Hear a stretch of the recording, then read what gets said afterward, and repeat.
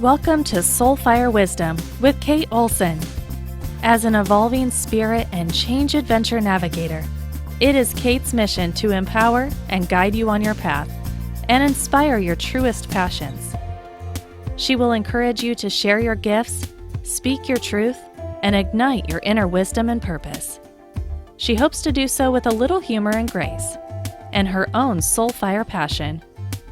Kate talks with amazing guests who have embraced the pursuit and are fanning the flames of their own passion, purpose, and soulfire wisdom.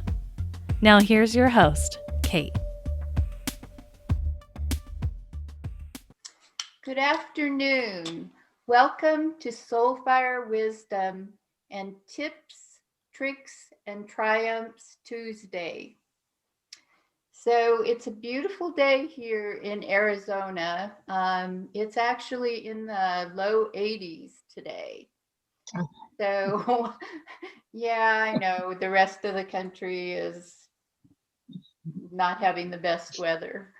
But so I wanted to talk for a few minutes today about self-compassion because I had a client who told me about a situation where they made a mistake and they did something that hurt a friend's feelings.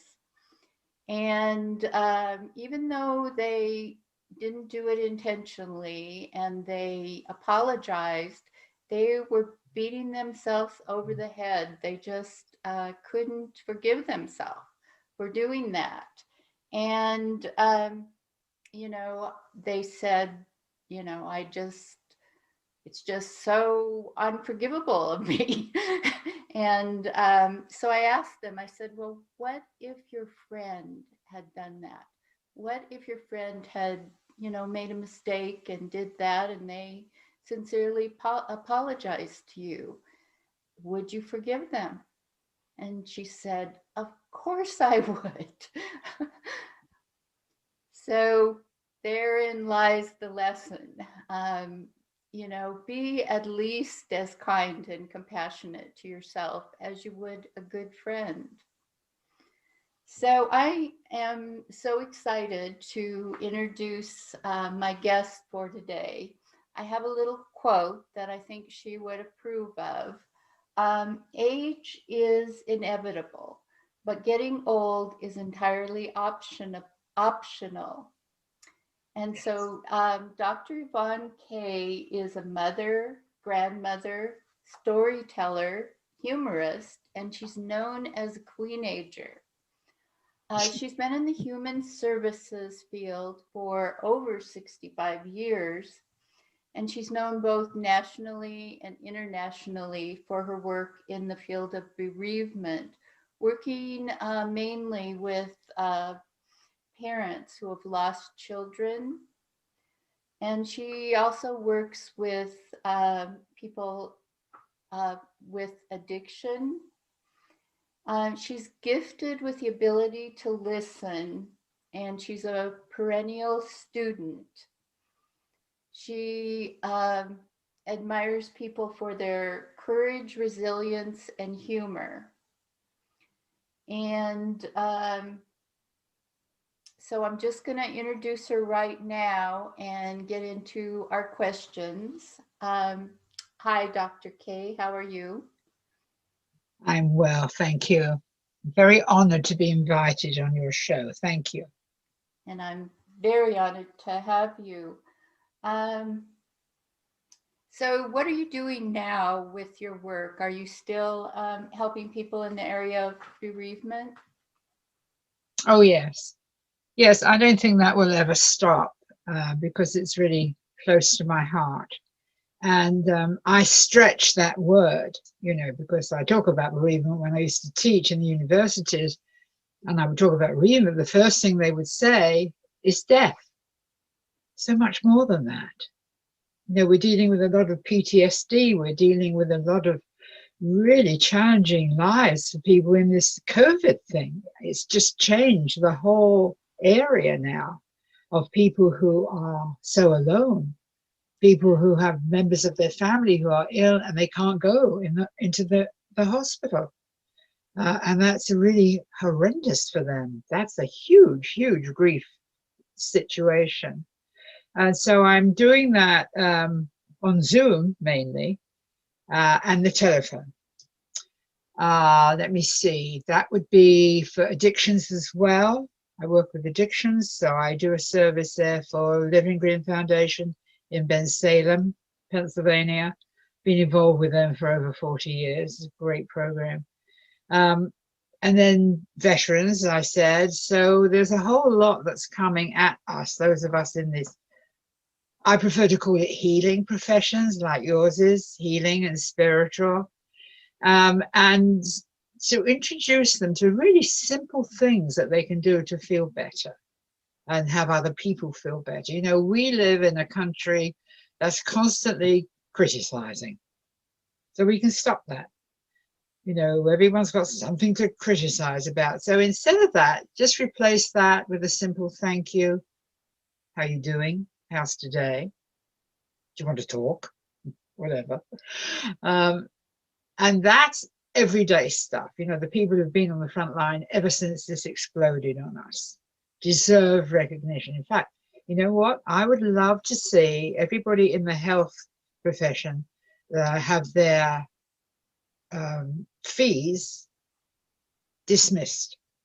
Everything that they've had to pay for their education as nurses, doctors, psychiatrists, whatever, that if they still got those wretched fees hanging over their head, that should be dismissed immediately. But that's how I am, you know. Well, that would be nice, and they absolutely do deserve it, you know. I do have my Queenager hat too, you know. Oh, okay, great. How about that? That looks lovely. So I hadn't known before that you worked with veterans. And so I did see that when I did the postings, a couple of people that I know who are veterans responded to it. And it must be because, you know, they knew of you already. Oh, how lovely. That's so lovely. See, I'm really, if I'm addicted to anything, I'm addicted to courage. I see that in the veterans. I tell people who are going into rehabs, you're very courageous to go into the rehab. You know, don't dismiss that from yourself. And anyone that's really, really defining their growth and change, that I congratulate them, because it's not easy. It's simple, but it's not easy. The simple thing is just don't do it. You know, fine. But getting rid of old messages, you know, in your head, that has to go. And you, as a spiritual woman, you must know all about that too, encounter that constantly. Yes, definitely. Say? But it's that first step that's really the hard part for people. It is. It is. Yes. So I go ahead. You go ahead. So Ask me. I know that you grew up during the war. What was it like being a child during that time? Well, it was terrifying. We just never knew when we were going to be hit. And sometimes I ask people about unconditional love, and usually they have a dog. We had a little dog that used to run under the table about 20 minutes before the bombers would come. So although we had the air raid siren, we'd have Brownie also telling us. And it was terrifying. I learned powerlessness in that I had no control over that at all. It started just shortly before my 6th birthday and went on until I was 12. And then people think the war ended over there. It didn't. We had rationing until the 1950s, and also we had a dreadful man called Oswald Mosley, who was a fascist, who would go to parts of London to try and really eliminate Jews and people of color. He would go to those cities where they were predominant. So we had to put up with another 5 years of that. And my foster brothers, 2 had been in the Royal Navy, 1 in the Royal Air Force. And having come back after fighting that war, they're facing this. So they had to go down into the areas where these thugs would come in on horseback with whips and chains and whatnot. And they would come back beaten and bloody, and we bandage them, and off they go again. So really, that war was 11 years, not 6. And the bombing was petrifying, the noise. I still have PTSD, actually, and much, much better than I was. But for example, when I hear the fire siren go off, I freeze. If I don't know there's going to be fireworks, it's the same thing. I can't go to picnics. I'm a vegetarian, but I can't bear the smell of burning meat, because that's what I smelled in the war when people were killed. But I learned compassion. I learned from the people who took us in when we were bombed out and homeless and hungry. I learned that people share, and they did with us. They were absolutely wonderful. So my whole career is based on those people, that it can be done. You can be compassionate even when things look as if it's hell. You can still do that. So being raised in violence, I don't like violence. I don't like war, but I will defend the warriors, because they don't make the war. They just have to go and fight it while everybody else stays home safe. Right.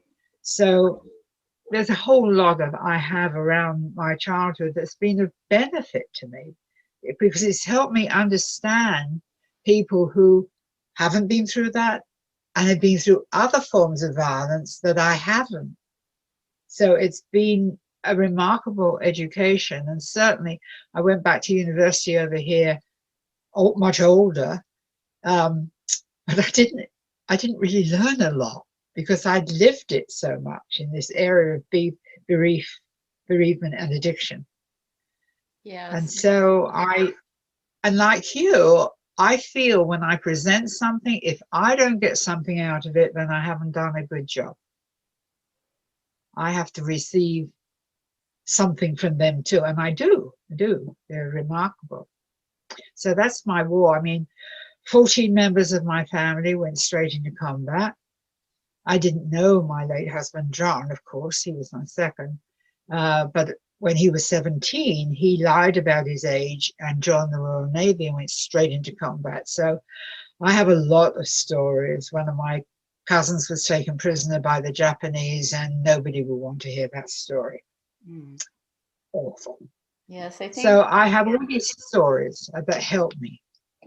I think it's hard for a lot of Americans to imagine that, since we've never, other than 9/11, which did bring that to people, but we've never had a war, a long-lasting war like that on our shores. So Right. And it's interesting to me, because people often ask me, and you brought up 9/11, and people ask me, what was it like? And I said, well, imagine 9/11 for 4 years, and in 1940, 41, and 42, day and night. That will give you an idea of what it was like. And I have to tell you, when this thing happened on January the 6th, I went straight into an episode. I had to call my veterans because I was freaking out. It was that childhood all over again. And I mean, I'm not alone. I know a lot of people reacted that way, but it just brought back those awful memories. yeah, yes, it was. I can imagine how traumatic it would be if you had something like that in your past. It was, unbelievable and traumatic not having that. Certainly was. Yeah. Yep. So, but it's really given me a background, though, to help people. And I've done a lot of therapy. I've been in therapy a lot to deal with this. So it's been very helpful. So what influenced your decision to become a Scientologist? Well, actually, again, it was the Blitz, the London Blitz, where I learned so much about life and death and wounding and all that kind of thing.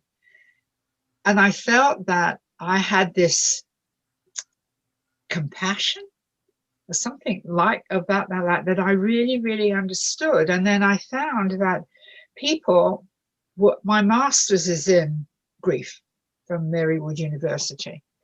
And I found that people were responding to that, and teachers were coming to me and nurses and saying, but we're not taught this as a teacher. We're not taught this as a nurse. So when I did those courses for Marywood, I taught for them too, it really opened up a lot of opportunities for me to take it further and to look into what kind of grief is there. And I got involved with a remarkable organization in Montgomery County here in Pennsylvania called Victim Services. And they deal with rape and homicide and so on, and I volunteer there. And the work they do is astonishing. And that was just grief in all its different forms. So I became known for this. And then when I was luckily enough to have my own radio show for those 18 years, of course, I would have guests on who've been through this and could explain. And I use humor a lot. I have to tell you one, you'll love this. Okay. Being a host yourself. A man called me. I was on for 4 hours from 11 at night till 3 in the morning. So I got all the drunks and everything. And this man called me and he said, all the women of 30 and over are over the hill. So this woman called, she was 90 years old, and she said to me, send him over. So I just went into hysterics.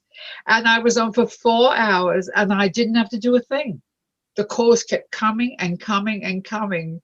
I don't know how this man felt when we'd finished with him, but I have so many funny things that happened in those 18 years and dealing with grief too. You know, I had people who would call in and there was no support for them in what they were going through. So they got together and formed their own group, which I thought was phenomenal.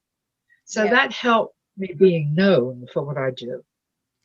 Yes, I think it's really important because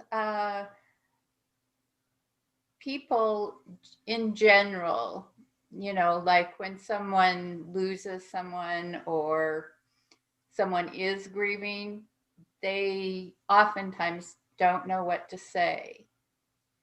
Right. And it's true.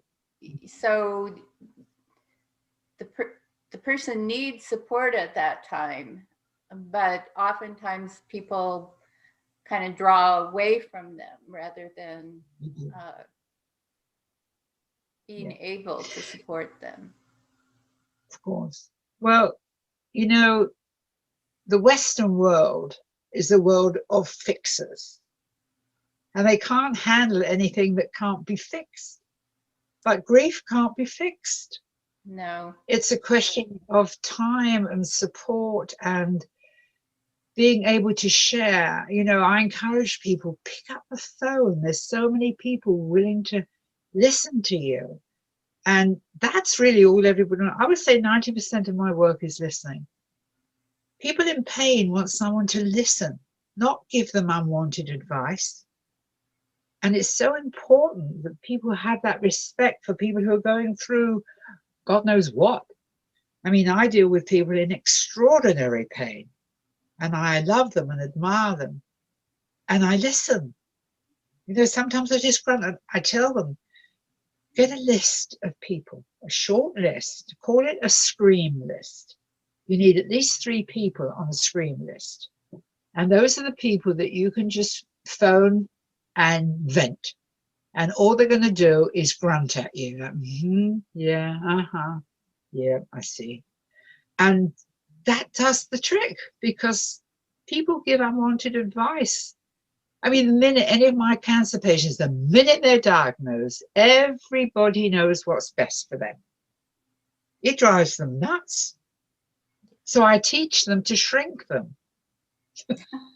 I tell them, look, shrink them, you know, make them very, very little. And as they get little, their voice gets very, very little. And then put them in your pocket. So it works, really. Yes, it works. That's an NLP technique. Is it? Yes, definitely. Love it. So, what do you find is the most challenging aspect of your work?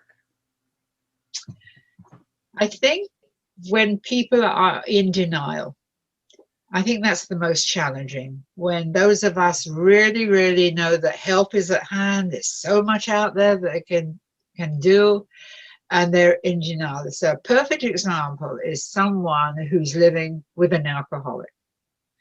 So we say to them, well, go to Alamo.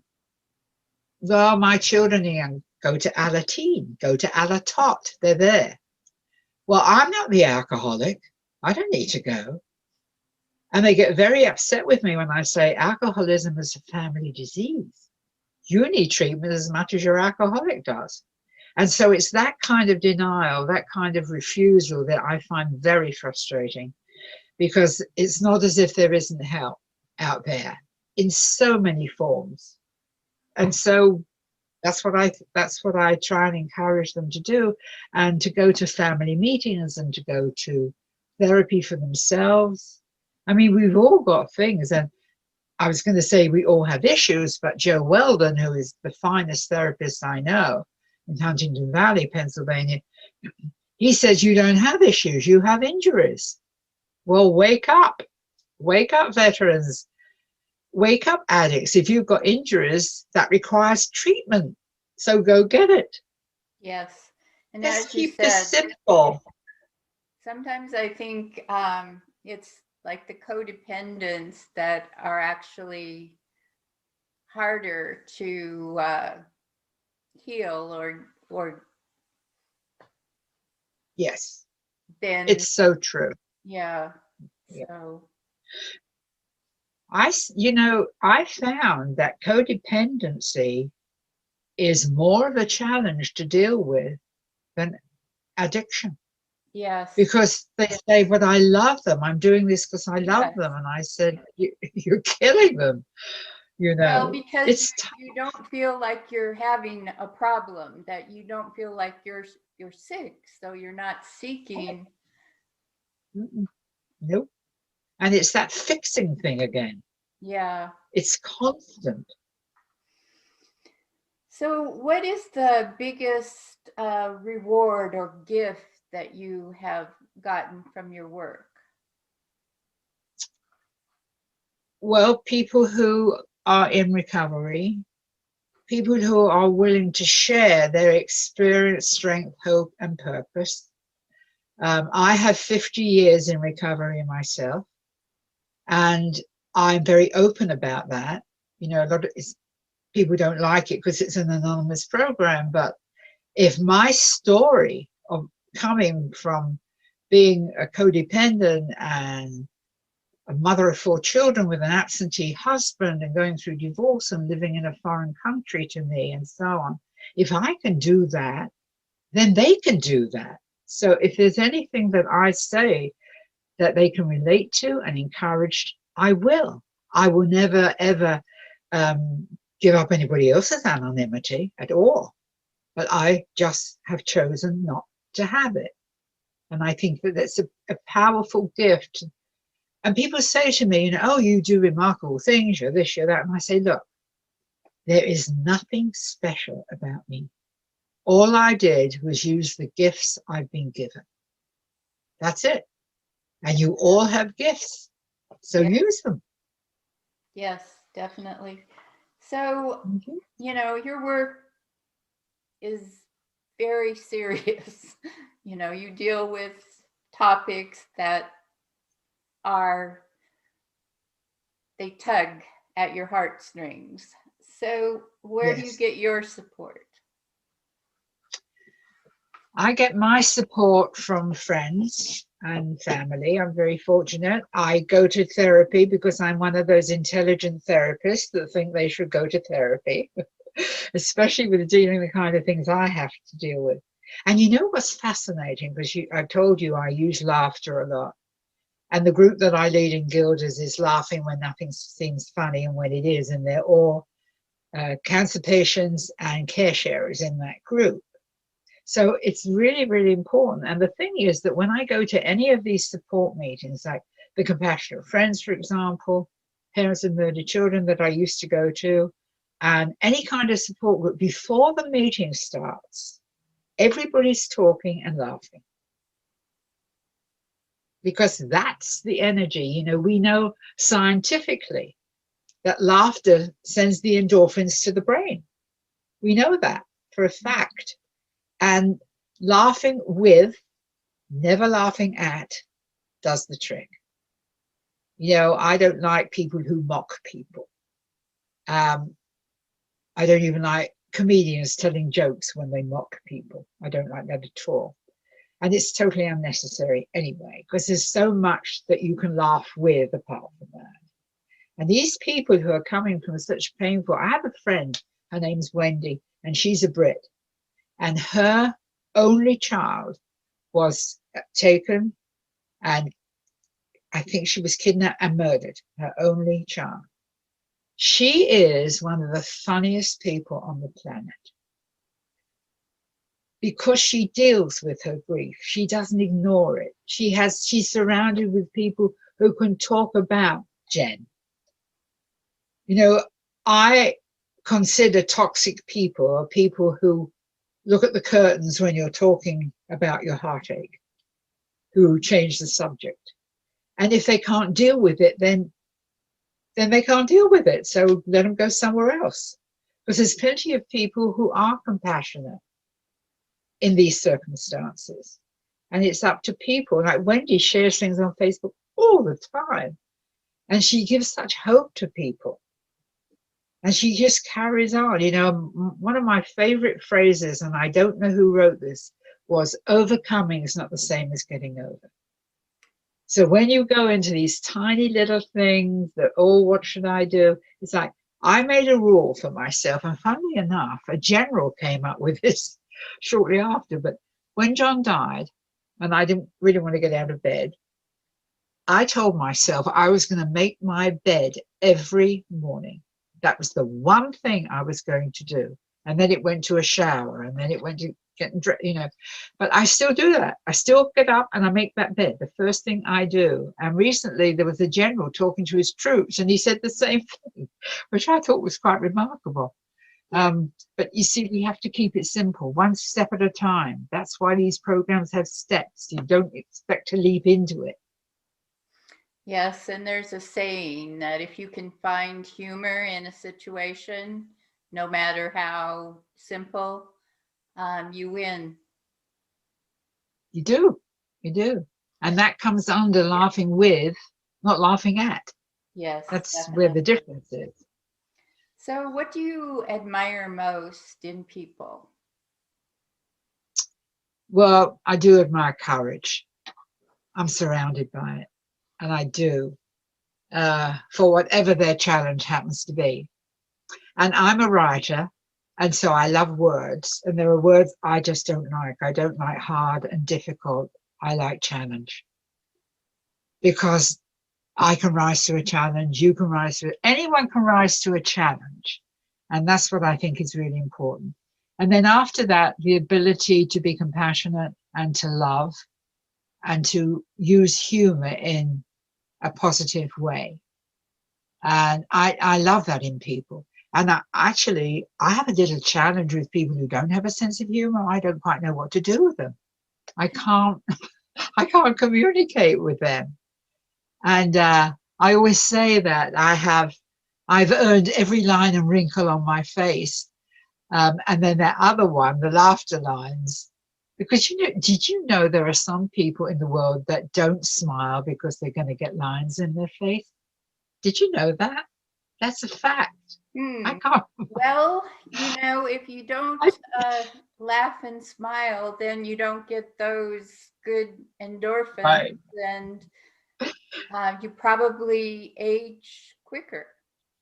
You do. And that whole thing about aging, the chronology is one thing. I'm 87 years old, but that's the chronology. I don't think of myself like that. And I'm really into ageism now. I am one of the voices for people who can't speak for themselves. And I go after people, believe me. But the thing is, with ageism, a lot of it is to do with what's been fed into those people's minds. Definitely. My son works at a retirement community, and he said, you know what, Mum, we've got people in there 55 and 60, and they're older than you are. Yes. It's up here. You take care of yourself physically, mentally, emotionally, spiritually, but you don't listen to this rubbish about what you should do at any given age. And it's not just ageism. Look at the terrible twos, look at the awful teens, look at the midlife crisis. They label everything. Yes. It's nonsense. It's So, you I never have a problem tell people my age. You have to escape from the labels. And I think we see that a lot in people going through that adolescent and teenage time period. And We do. I think they can really identify with it. And then somehow we forget about it. That's right. And then we do it with mental illness. We label with mental illness. I think there's a law that you can't label anyone with a mental illness under the age of 14, I think it is. But we label everything without even knowing, without being tested and finding out that maybe there's a most marvelous story. Years ago, there was a young boy who had some kind of mental disorder. I don't know exactly. I can't remember what it was. And they were giving him all kinds of medicine and label and heaven knows what. And his mother decided to take him to learn to dance, a ballet. And he became a principal ballet dancer in one of the big places in New York, because that fed whatever it was going on. And a lot of these people who are labeled are highly intelligent. They also are extremely creative. So we've got to stop this immediate label thing and look at maybe something they're really in it, like this young man. Amazing. Well, labeling is putting limits on, and it's never a good thing, whether we're doing it to other people or we're doing it to ourselves or. Right. I have a t-shirt. I bought myself a t-shirt, and I never wear t-shirts, but I loved it because it said, thinking I'm just an old woman was your first mistake. Yes, I've seen that one. I love that. Yes. But my biggest support is humor. I have to say that. I take my work very seriously. However, if humor will alleviate the situation somewhat, and I can laugh with myself too, I do outrageous things, I say outrageous things. So what? Yeah. It doesn't matter. What is your message to people regarding stress and self-worth? What would you want to tell people from your experience? Well, there are certain things that really do help. Things like yoga and Tai Chi and things like that. And there's a ton of them online, a ton of them. And then join an organization that addresses what it is that you're going through. There's plenty of them in terms of mental illness, depression, if it is depression and not just sadness, grief groups. Look for that. And also, I think it's really important to make a list of yourself, what's pro, what's con, what you like about yourself, what you don't like. And then you can exchange that. I was volunteering in a prison some years ago, and I remember they were all in recovery, and it was like a revolving door. They're in and out of prison because of drinking and drugging. And I had this exercise. I said, I want you to think of 4 people immediately, not, this one, that one, immediately, 4 people who have affected your life positively. And they did. And it's long, but to cut a long story short, when I went back to the prison and they had this, and they said, compassion and funny and all these wonderful things. And I said, you don't realize that, but you have those things, or you wouldn't be able to recognize them in other people. and they were absolutely stunned. They never thought of it. But if you have that, I can recognize compassion in people. I can recognize love in people because I have it. And you do too. You know, it's like preaching to the choir sometimes when I'm talking with you, because you know all these things. But it's essential that people get to understand that, and that they are worthwhile. And to understand this of the spirit thing, this spirituality that blesses them, whatever you believe in. And believe that there are people like me, people like Kate, who say honestly, we really believe in you. I really, really believe in you. Yeah. You can do this. So that's what I do. So you In my mentioned quiet moment. just a second ago, actually, about your feelings about ageism. So, Yes. excuse me. So, what do you think is the most challenging thing about, excuse me, getting older? Well, certainly I have to say that this country is not kind to older people. In my country of origin and most of Europe, we're treated with respect. We pay nothing for health insurance. We pay nothing for medicine. And sometimes we get into houses that are designed for us, for people who are older. And this country needs to wake up, because the wisdom is there. They're not using the wisdom. And now these threats about the pensions and heaven knows what that they're doing now, it's enough to scare people half to death. So that's why I say don't listen to them. Go to people who are within your age range, if you like, but who are not looking at the chronology. In the place where my son Daniel works, he is amazing, because I have this thing. I am terrible reminding myself of names. I can't remember names. He knows the name of every single person in that place. And that is respect. I believe that that's what people need who are aging. They need respect. I mean, I've taken on a lot of companies over this. I don't let them get away with it. And I offer to come and train their staff. They never take me up on it though, but they do make a difference. You know, you don't talk down to people you don't know.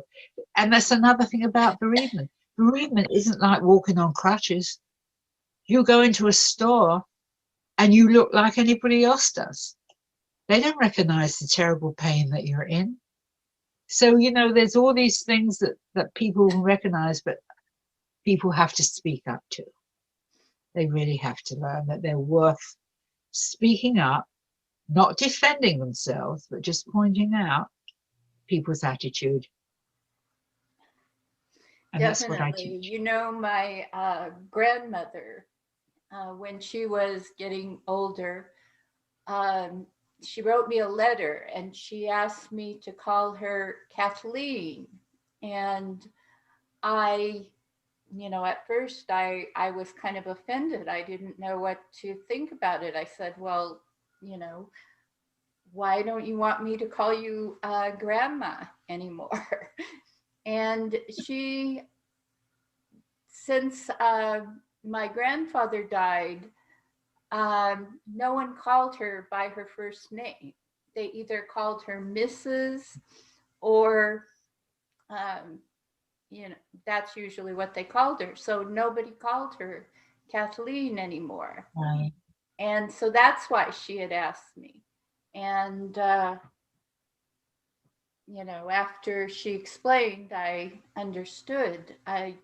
Right. Hearing someone say our name is very important.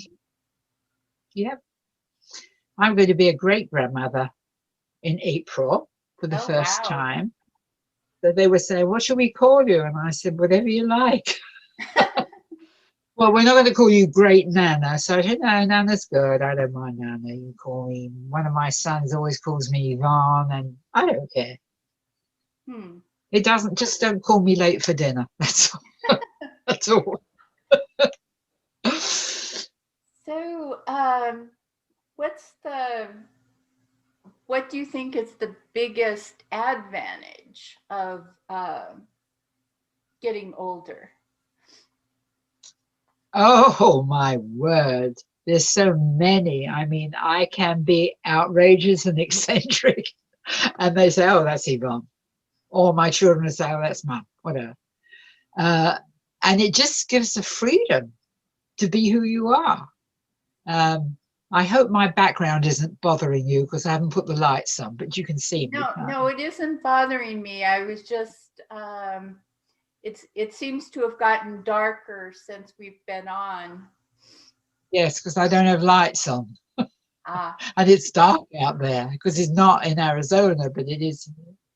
Yes, so being funny, you know, just telling real life stories that are hilarious and not, this is one of the most important things about aging. That actually is pretty important for people in general. It's the title of a book I have here that I've never ever read. And it's called What Others Think of Me Is None of My Business.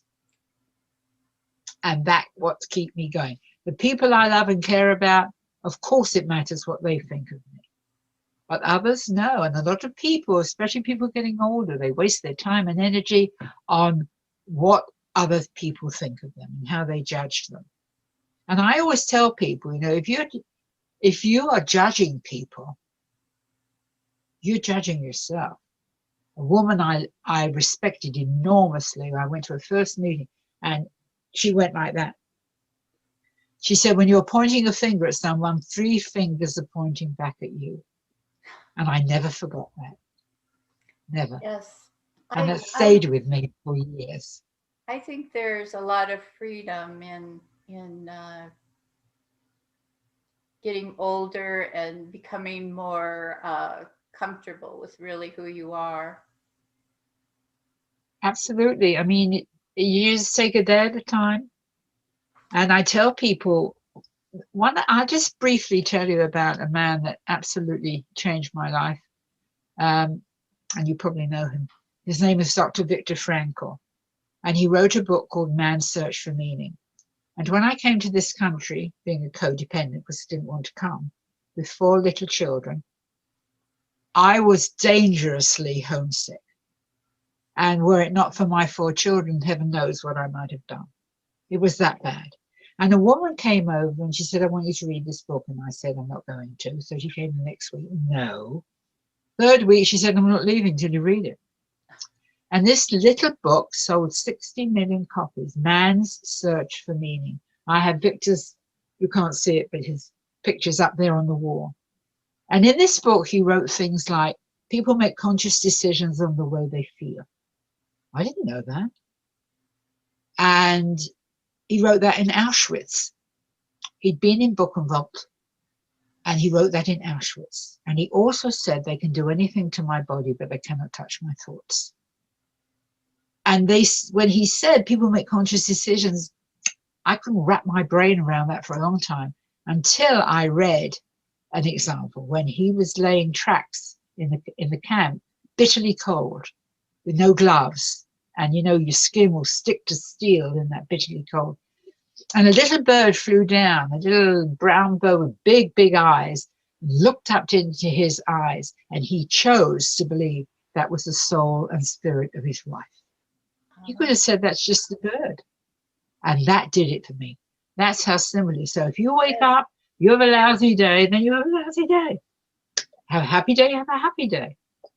But you don't have to really get into that situation where you're controlled by anything other than yourself. Brilliant, brilliant man. So I talked to him 15 minutes once, and that's one of the highlights of my life. So what's on the agenda for you now? Do you have any goals that you're looking forward to?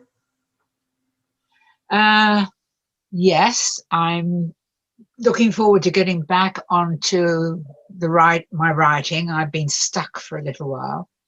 I'm still continuing to work with grief and addiction and humor. And I've got something coming up that I'm going to be doing for families of the addicted. see if I can get them to move a little bit. And then I don't know, I'm thinking of starting a podcast of my own. I'm not quite sure, but I'm thinking about that because I do miss the radio. I loved that. Mm-hmm. My listeners are just great people. I loved it. So that's where I am, and I'm available. I have a website. It's just my name, Yvonne K. Excuse me, YvonneKWisdom.com, and my blogs are on that.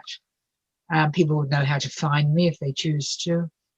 And my books are out of print. They can be got on Amazon, but it's all there. Well, you're also going to have your chapter in my book coming up. Yes. Now, how exciting that you asked me. And hopefully we're going to have to do that project on aging. Yes. Wouldn't that be great? Yes. I could probably bring my son with me because he works with it all the time. Oh, yes. So we're just about out of time now. If you could leave the listeners with one thought from today's show, what would you want that to be? Learn to love yourself. You're worth it. It's not bragging. It's real. You can do anything. Kate and I both believe that you can do anything you want to, so do it. Absolutely. Thank you so much for inviting me, Kate. So Thank you. Repeat your website again so people can remember. Okay. That. It's Yvonne K. Wisdom.com. Okay. That's all it is. Thank you so much for being here today and talking. I'm glad we were able to come over here to Zoom and get it working right. Yeah. So thank you. Thank you. You are delightful. Time. Yes. Oops. Okay. So should have gone on. I should have turned that thing on. Okay, go ahead. So I have a quote for the listeners to take with them through their week, and that is, "You don't stop laughing when you grow old. You grow old when you stop laughing." Yes. And that was said by George Bernard Shaw, and I believe that it is absolutely true. So he quoted that too. Remember, if you can do it, it's not bragging. He said that too. Yes. So I have another great show planned for next week. Next week, my guest will be Karen Koenig. And Karen is a financial advisor and business coach. So we're going to find out how to understand and get your money in order. So join us next Tuesday, 3 p.m. And I'm just going to say bye for now. Bye. Bye. Bye.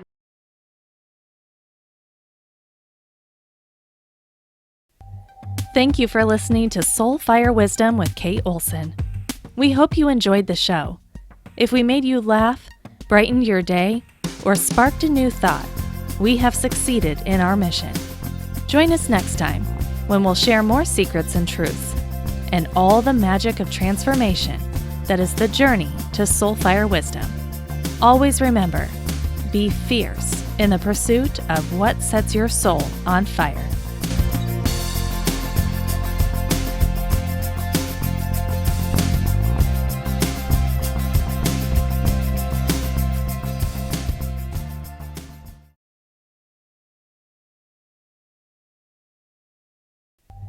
Thank you for listening to Soul Fire Wisdom with Kate Olson. We hope you enjoyed the show. If we made you laugh, brightened your day, or sparked a new thought, we have succeeded in our mission. Join us next time when we'll share more secrets and truths and all the magic of transformation that is the journey to Soul Fire Wisdom. Always remember, be fierce in the pursuit of what sets your soul on fire.